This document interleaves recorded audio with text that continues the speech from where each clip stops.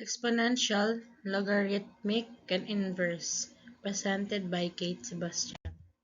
So, in logarithm, the power is raised to some numbers, usually base number, to get some other number.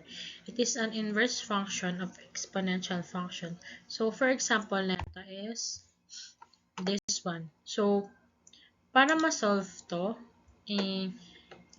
i-rewrite muna natin siya. So, itong first muna, itong functions. Then, magiging 5 yung base. Then, raised to 2.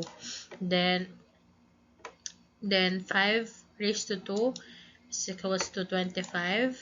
Then, transpose. Since 3x nga yung x nga yung kailangan natin makuha. So, matatranspose siya do. So, 25 plus 8 is equals to 33.